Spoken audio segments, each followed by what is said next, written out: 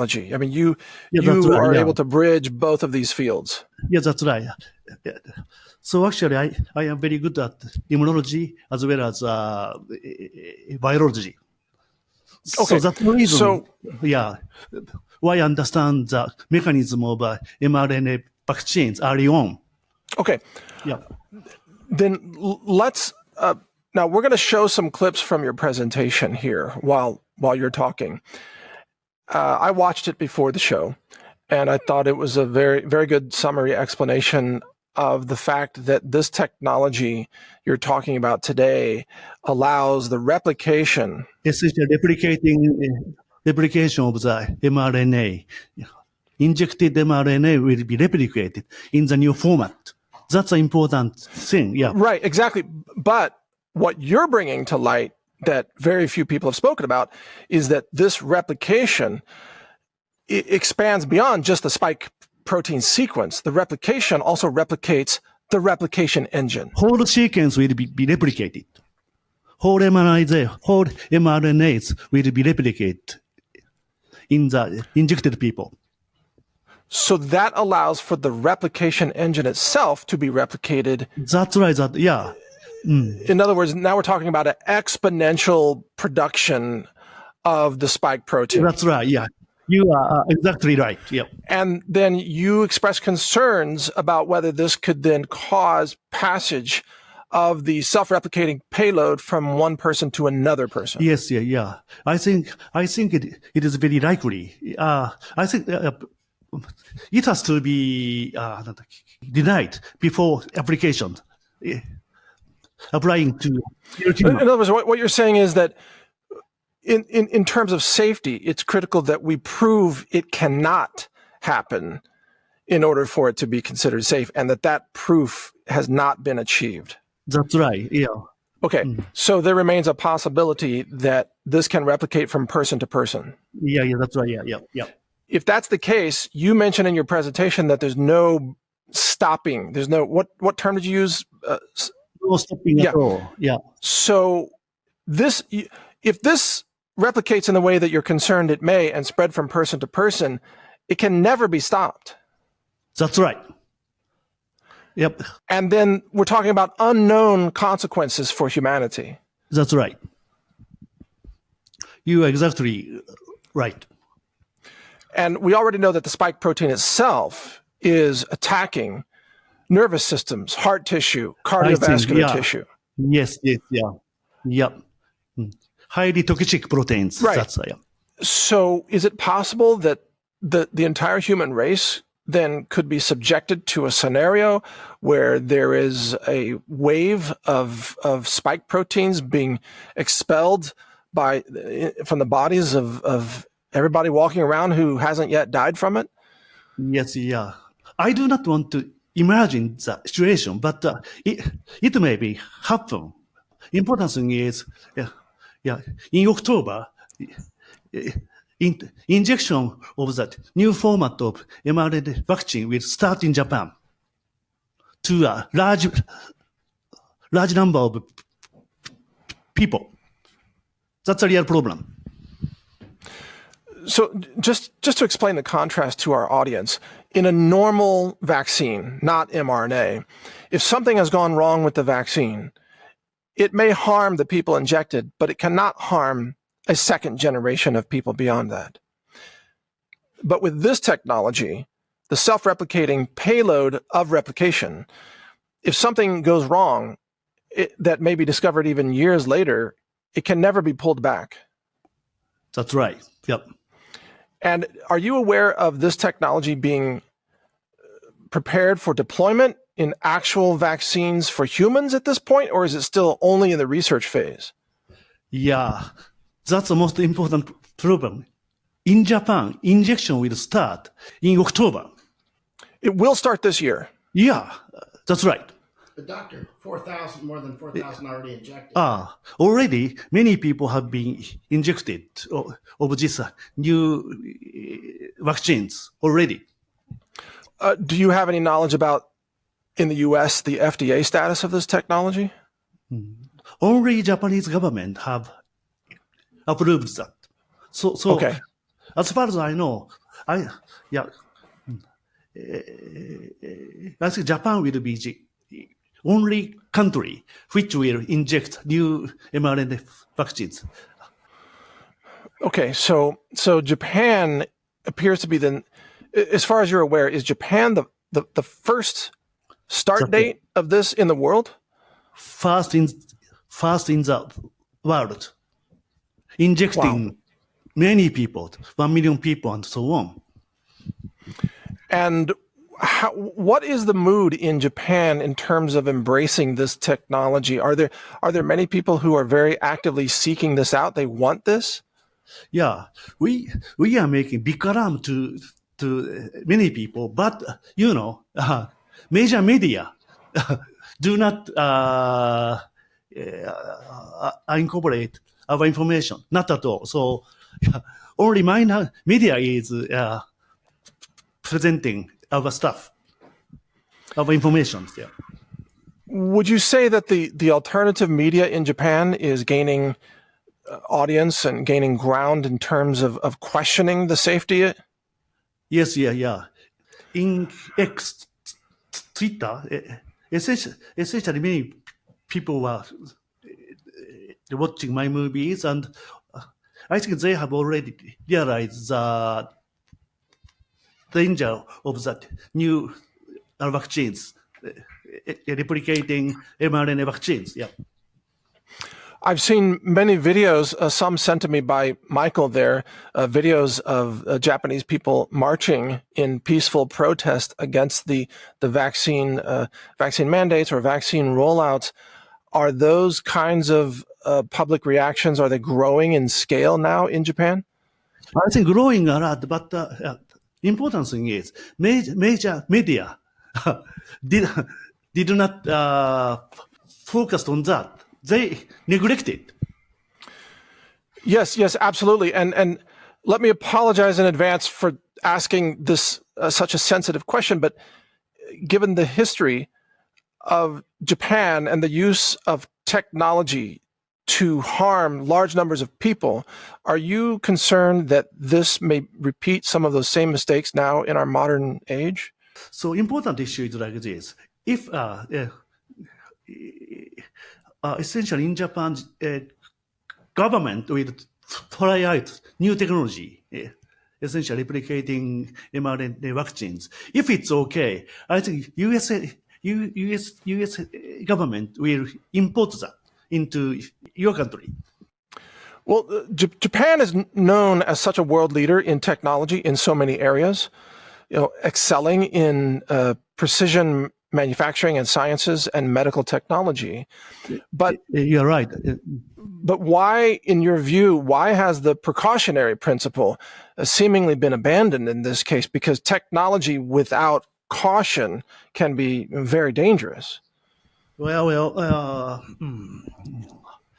So one reason for that is Japanese government is controlled by a U.S. company like Pfizer, Moderna, Merck, and so on. Well, and so is our government. In the U.S., our government's controlled by the corporations as well. And there's many people would say that there's such a strong American government influence in Japanese policy also, that is there a sense there that the Japanese government is being pressured to embrace this vaccine technology in order to benefit Western corporations? Yes, yeah. I think it is very likely. I do not have a strong evidence, but it is very likely, I think. Yeah. Do you feel, and again, please accept my apologies for asking such direct questions, but do you or do people in your movement there, which I would loosely call a health freedom movement or a health awareness movement, is there a sense that the Japanese people are being unethically exploited as human experiments by the pharmaceutical companies in order to test this in a modern country? That's right. Yeah, I have been alarming to many people, but my effect is limited to 1 million people or like that. How can we help you expand the reach of your warning? That's important. Important question. If you people in US have a strong discussion about the self-replicating vaccines, it should be very useful for Japanese people. And all interaction between US people and our country will be very important. You know, the United States of America is well known for engaging in what we call economic imperialism, where, yes, and I understand that economics perhaps is not your area of focus, but let me provide some context to our audience. The United States has used economic sanctions against countries in the past, like Taiwan, in order to force Taiwan to accept marketing of Marlboro cigarettes, for example, or the U.S. has economically punished European countries for trying to block genetically engineered organisms or GMOs. Is there a sense, or do you have any knowledge of, is the U.S. threatening economic sanctions of any kind or coercion against Japan in order to try to push this technology into Japanese mainstream medicine? Yeah, that's right. Yeah, I think it may be useful. I think Japanese government have a strong influence over USA government, so it is very important, I think. Yeah. Are the Japanese people aware of how many injuries and deaths have already occurred following the initial COVID vaccines? Yes, they have. Yeah. Yes, they have. But I think the number is still limited. So maybe 1/10 of the whole population, maybe. In your knowledge of the homogeneity of the Japanese genetic code, is there any advantage or disadvantage to the Japanese people compared to American people who are very genetically diverse in terms of exposure to this possible self-replicating spike protein payload? Well, yeah, it is also an important question. I think there is one possibility.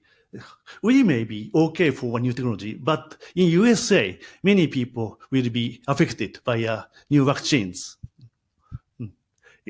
We are relatively homogeneous in terms of human genome, so we may be okay, but in USA, it may be very harmful. Right. Possibly they might roll it out in Japan and say, oh, hey, no problems in Japan, so let's take it to America. And then suddenly there are more problems. My other question is the Japanese diet is well known to involve the intake of more, for example, seaweed, which contains iodine and other beneficial different substances that are found in seaweed that support and enhance immune function. Is there a dietary advantage to the Japanese people because of their traditional diets that may offer them protection against this vaccine that's not that the American people don't benefit from? It is also likely. I think it is possible. Yeah. As part of your research in immunology, have you looked at phytochemicals or phytonutrition in terms of immunological modulation?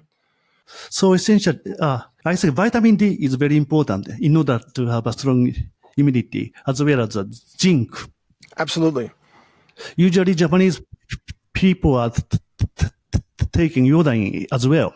But the Japanese people, I would think, right now, in the modern age, suffer from a lack of vitamin D in the same way that most Americans do because they live their lives indoors and they work indoors. Yeah, I think so. Yeah, you are right. The important thing is, I think here is one important thing. Many people have already injected mRNA vaccines. It will work against immune system, so it will weaken the immunity to virus and tumor cells.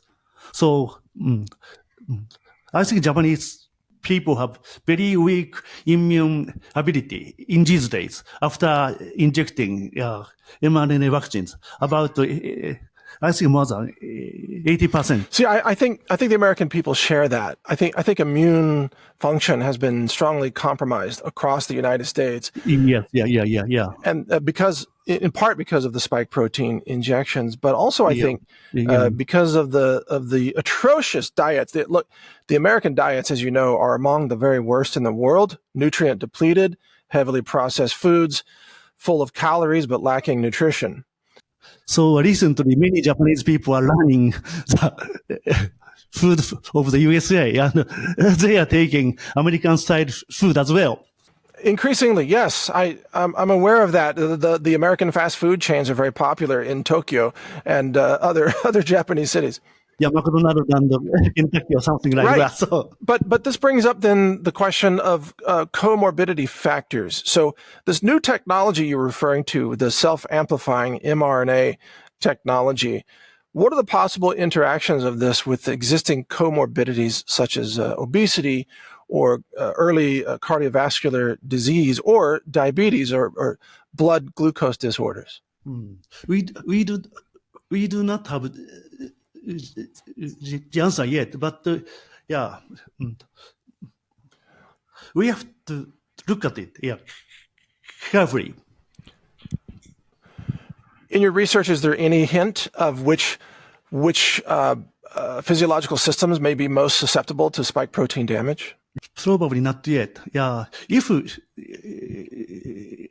we start injecting many people, we can easily observe the effect of the injection easily. But right now, only one fraction people are injected the self-replicating vaccines in this moment. So, yeah. Okay. All right. Next question then is concerning the non-replicating vaccines. They inject a certain mass of mRNA, let's say 250 micrograms, or maybe less, maybe more, something in that area. And that only affects a certain number of cells in the body that then produce the spike proteins. But through the self-replication mechanism that you're describing, if that then spreads to other cells in the body, takes over other ribosomes in those cells, is there a point of oversaturation where the cells that normally produce the normal proteins necessary for sustained human physiology, they are occupied producing spike protein instead, and the normal human proteins are not getting manufactured in sufficient quantities? Well, I think it is very important aspects, and we have no evidence of such phenomena yet, because we do not have the real vaccine. Yeah, we do not have access to the real self-amplifying vaccine. Okay, so but what would we look for? So you say it's going to be released in October, I think you said, and I'm going to call this the spike protein storm. So the spike protein tsunami in the body. Okay, spike proteins flooding the body from the inside. If the normal spike proteins, if the normal human proteins are not being produced in the quantities that are needed for human life, what symptoms would emerge that would be early warning signs to us that something's going wrong? Okay. So I think there is one important issue, IgG4 issues. Do you know IgG4? IgG4 is inhibiting the regular immune system. And if you have a high level of IgG4, your immune system doesn't work. And so you're talking about autoimmune disorders. Hyper-autoimmune, and as far as we analyze, many Japanese people has high level of IgG4 antibody against spike protein, and it's not so good, and it will inhibit regular immunity against tumor and also viruses. So is it, when I say hyperautoimmune disorders, is that a fair description of what you think might happen? IgG4 is a different issue. Hyperautoimmunization is also important issue as well. So, okay, all right. So essentially, what I think you're saying is that we won't know until the injections begin, and once the injections begin, it may be too late to ever stop whatever it's unleashed upon humanity. no, that's right. Yeah. Okay. Essentially, that is one reason why I am alarming strongly to many people. Now, in your lectures and presentations about this, have you brought people's attention to the fact that, let me share this with my audience as some context, but back in the 1990s in South Africa, the apartheid regime was heavily researching self-replicating vaccines as a genocidal weapon against Black Africans. So I'm just bringing in some history here. And this was thought of as a genocidal weapon system to exterminate a particular ethnic group. At the time, the technology was not mature enough to be fully deployed. Otherwise, well, all the Black Africans in South Africa might have been murdered, decades ago. So thank goodness that technology did not exist. But the technology does exist now. And instead of it being presented as a genocidal weapon against a specific group, it's being presented as medicine to cure whatever infection. Yeah, you are right. I think, I think introducing mRNA method is very important. Recently, do you know lipid nanoparticle? That's a very important method to introduce mRNA into human cells. And okay, I didn't quite follow that. Can you explain more? Yeah. So usually introducing mRNA into inside of the cell is really difficult. By using LNP, it becomes easy, very easy and effective introducing mRNA into cells. Oh, okay. Lipid nanoparticles you're referring to. Yeah. Okay. Lipid nanoparticles. I believe that is widely deployed in the current technology. Yeah. So are you saying that the lipid nanoparticles combined with the self-replicating payloads of the mRNA technology that you're announcing? That's right. Yep. Yes, that's right. Yeah, exactly. That now we're talking about increased permeability of the cell membranes? Yes, that's right. Yeah. So introduce replicating mRNA effectively into human cells by using LNP method.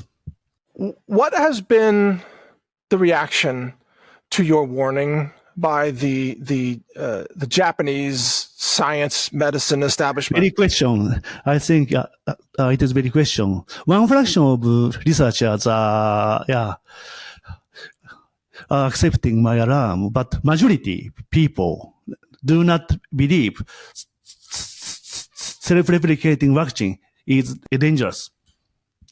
I don't know the reason. I think they are accepting money from. I think they are accepting research money from Japanese government. So I think they do not want to follow my alarm. Are there sectors of science and medicine in Japan that are recognizing the importance of the alarm that you are sounding and recognizing the precautionary principle as a key pillar of science? I hope so, but actually, in reality, very small number of the scientists are alarming like this. Only one fraction, only small number. Okay, so what is going to be necessary, do you believe, in Japan in order to change that equation and bring more people to the awareness that you are alerting people about. Yeah, we are having a numerous meeting, and we have movies arriving Japanese people, and we are pamphlet distributing. We are doing many things, but still effect is limited. Now, let me ask you about the Japanese American people. Yeah, Japanese American. Japanese Americans, there was very high vaccine uptake among Japanese Americans during COVID. Yeah. There was also high uptake among Chinese Americans, Korean Americans, Vietnamese Americans, and so on. For whatever reason, the Asian American populations tended to be much more compliant with vaccines. Whereas Black Americans and Native Americans said, nah, maybe not. Maybe I'm going to say no. Do you think that will hold true with this vaccine technology, self-replicating vaccine?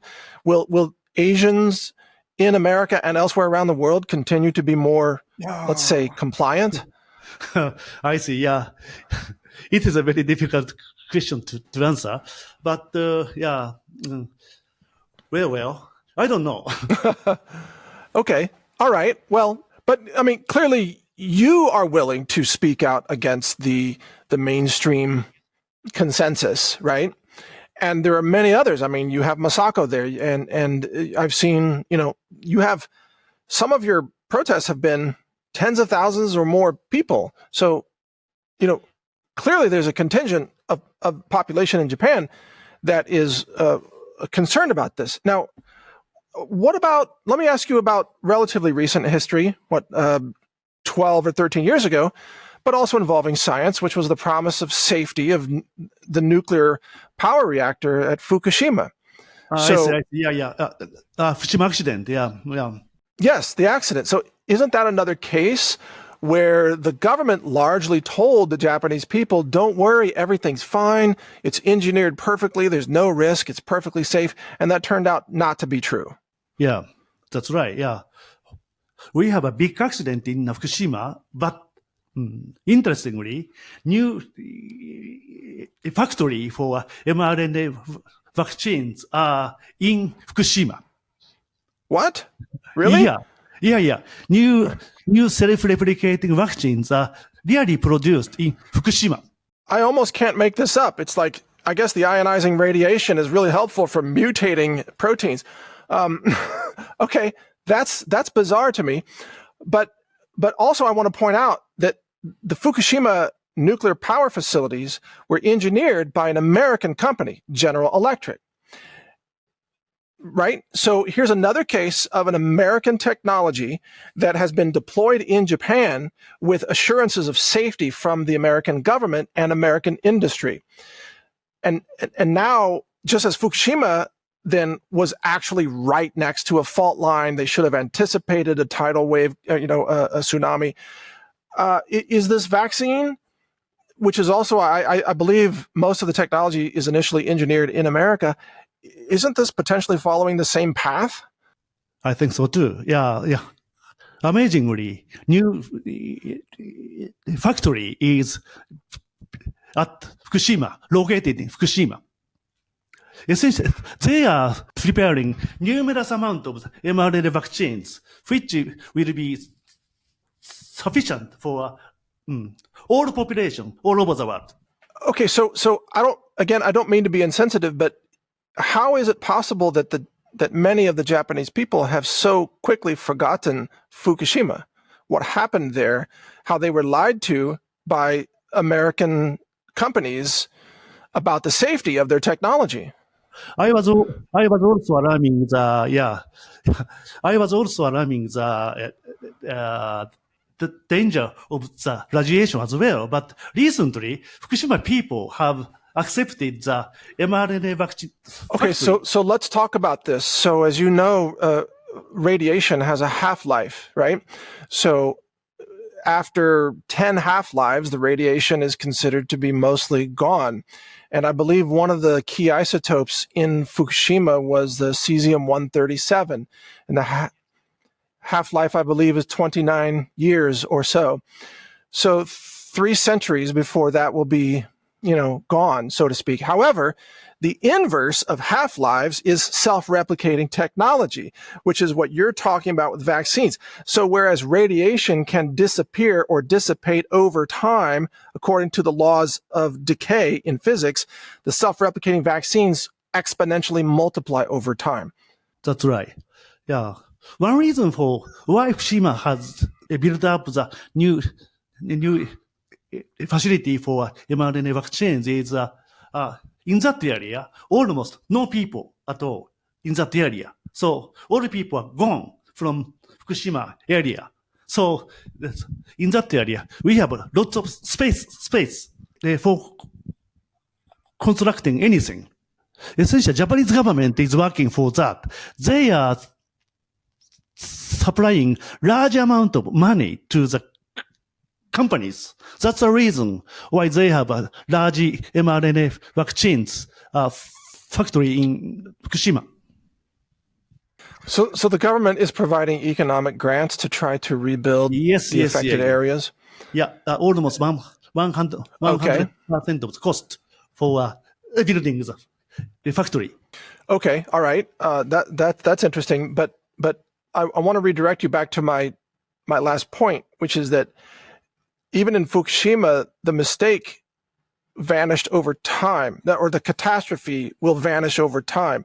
This potential catastrophe with self-replicating mRNA will never vanish if your worst fears are correct. It will multiply over time, and it can never be stopped. So it's very important because human beings do not understand exponential growth. The mind thinks in a linear fashion, right? Does not accurately model exponential phenomenon in the real world. So is it possible that the Japanese regulators who are approving of this technology are cognitively incapable of accurately assessing the future ramifications of a present-day mistake? That's one reason why I am alarming to that government. They are ignoring me. It's okay, it's safe, and it is not dangerous. Yeah. I am, yeah. Okay. I am lying or something like that. And we appreciate you so much for sounding the alarm and also for taking the time here today. May I ask Masako, am I leaving anything out here? I'm asking the questions that come to mind, but what am I missing? So maybe it's very interesting for you to ask Dr. Murakami about the scientist who discovered ivermectin. He is friends with Dr. Omura. Dr. Omura, yeah. And along with this line, you would like to ask about Prime Minister Abe trying to make ivermectin and other medicine that were effective available, but what happened to him is possibly those kind of topics. Okay, thank you, Masako, for that reminder. Yes, please, we are all fans of ivermectin here on this channel. Actually, essentially, early days of this pandemic, I was working with Prime Minister Abe. I was making lots of advices, and we have a discussion with Abe-san, Prime Minister, and he understood the real story of this pandemic, and he does not want to start injection of the mRNA vaccines. I insisted that we should not do that, but after that moment, he became ill and he stepped down from the Prime Minister. Okay. Wow. Now, ivermectin, it's a Nobel Prize winning medicine, as I understand it. And wasn't it originally discovered from soil microbes? So, yeah, that's right. Yeah. Even in Japan, we can get it from a Japanese company. We are importing from India. Ivermectin is originated in Japan and important medicine. Even in this situation, we cannot obtain ivermectin in this country. We have to import from India. I actually obtained lots of ivermectin from India Indian company. Well, I mean, India has a lot of economic advantages for synthesizing molecules. That's very clear, and they also, I mean, India is very good at that. But yes, I'm sorry, Michael. I think he means because the Japanese government's not letting them get. Is that true? That's right. Yeah. oh, it's more than just a cost issue. Yeah, that's right. Yeah. Important I see. thing is our government allow the company to sell them. So we have to, yeah. Well, so this is a case where Japanese innovation created one of the most important molecules, or I should say, discovered and then harnessed one of the most important molecules for human health, arguably. And then the Japanese government doesn't allow That's right. Japanese companies to manufacture it. Against ivermectin. Wow. In order to accept new medicine from Merck and Pfizer, ivermectin do not have to be effective. Yes. EMU. Yes. Yeah.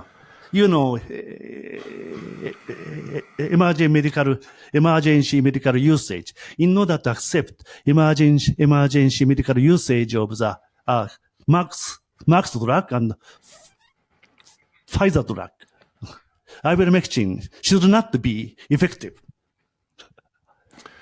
Well, I mean, as a general rule, I say yes. Can I ask one question? Yes. Doctor, when did the Japanese government forbid Japanese from getting ivermectin in Japan? Originally, Abe's Prime Minister Abe wanted to accept ivermectin and Avigan as well, but MHLW, Ministry of Health, was against for that, and Abe-san was he was blocked to accept ivermectin and Avigan in Japan.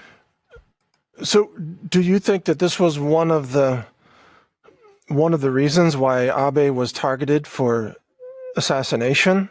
Yeah, it is very important question. One day before his assassination, we have a meeting with people of Abe-san's office, and we are negotiating about the schedule for mRNA vaccines movement. In order to stop mRNA vaccine injections, we would like to have a meeting with Prime Minister Abe and his wife. And one day after that meeting, he was assassinated. My goodness. Okay. And I would offer this as an American to anybody in Japan who may watch this interview: never trust large American corporations, because what they export to Japan is toxic. They export poisons in the food, in the personal care products, in the vaccines, in the nuclear power plants are not safely designed, and so on. It's like, I'm ashamed of the fact that, as an American, I have to say this, but it's true. The American corporations are exporting poison to Japan, not to mention, also cultural poisons and things like that are beyond the scope of this interview. But always beware of American corporations. So recently, I think Japanese people are something like experimental animals, like mouse, rat, injecting, new style of mRNA vaccines in Japan first. So we are like experimental animals. Well, the U.S. has a long history of that, using secret biological facilities in Africa and running experiments on African people. There are bioweapons laboratories in Ukraine that have been exposed in the last 2 years. So this is something the U.S. is known for, sadly, is experimenting on humans. I see. And I think another reason why Abe-san was assassinated was he was familiar with Russian President Putin. He was a nice friend of Putin, and he was going to a peace meeting with Ukraine and Russia. Wow. In that time, yeah. He was considering the meeting, and I think that is the most strongest reason why he has been assassinated. Because nobody in the West wants peace. I mean, the leaders don't want peace between Ukraine and Russia. Yeah. No, we're seeing other evidence of that as well. Anybody who calls for peace is being called a traitor. No, it's a crazy situation. All right, Dr. Murakami, is there anything else you would like to add here that I have failed to ask you? Yeah, I think that's all. Yeah. It was a very interesting meeting. I was very excited to have a discussion with you. So, well, I'm thrilled to have a discussion with you. I understand you have a laboratory. I have a laboratory too. I have a mass spec laboratory in America. Mass spec, okay, yeah. We do a lot of mass spec testing for food contamination. What kind of lab do you run? Actually, I have essential molecular biology laboratory, and we have also animal health as well. Oh, wow. Okay. Molecular biology. Molecular biology and also immunology. We are raising many antibodies for using animals. Wow. Okay. Well, the only animals in my lab are my lab techs, and they run the ICP-MS instruments. But that's fascinating. But in these days, usually Japanese people are like experimental animal. That's a real problem. They will inject new type of replicating vaccine. Willingly. No, that's the problem. That's what's extraordinary to me, because I think what you and I both agree on, and also Michael Yan there and Masako, we all agree on the dignity of human life. That's right. That every human being, Japanese, American, African, Ukrainian, Russian, you name it, Chinese, you name it, all have value in our world and must be respected as a human being. Yeah, I agree. Yep. And the technology you're talking about, it's almost like this self-replicating mRNA payload technology is a disassembly virus for human biology. Yeah, almost like a new virus, artificial virus, almost like. Right. Yeah, but a virus that disassembles human biology. Like the spike protein takes apart neurology and cardiovascular systems and blood viability through clotting mechanisms and so on, reproductive systems, endocrine systems, you name it, right? Wow. Well, thank you, sir, for sounding the alarm on this, and we honor your efforts here in America. Thank you very much. Yeah. All right. Thank you, Dr. Murakami, and thank you very much. We honor you. We appreciate you. Michael or Masako, do you have anything to put on the end of this? I have a comment. I would like to introduce you this organization.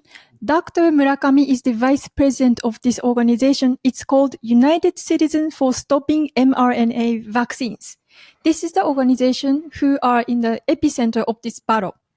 Awesome. And what's the website for that? So if you type United Citizens for Stopping mRNA Vaccines, then you can find the website. And also, recently, he joined FLCCC. Now he's a senior fellow. Fantastic. Now, is that website available in both English and Japanese? Yeah. English version will be available very soon. I will promise. Okay, fantastic. All right. Well, we will share that website with the viewers. Yes, please. Yeah. Okay. Anything else anybody would like to add? Okay. How about Michael? Michael? That was easily one of the most important interviews I've heard in years. Really? Wow. Well, Thank you, Michael, for helping to arrange, and Masako and Dr. Murakami. We will do this again, and I am at your service. If there's anything that we can do to help you get the word out, please let us help. I would appreciate it. Thank you very much. Okay, thank you. Have a wonderful evening or day there. Have a nice day. Have a wonderful day. Okay. You too. Have a wonderful day. Yeah. I will. Thank you so much. Okay, for those of you watching, I hope you learned a lot from this interview. Of course, you are free to repost this interview on other channels and other platforms. Of course, I'm Mike Adams, the founder of Brighteon.com, and we are here building the infrastructure of human freedom to serve humanity and to honor humanity across our world in every nation, every ethnicity, every color, every religion, you name it. So thank you for joining us today. We are on Team Humanity.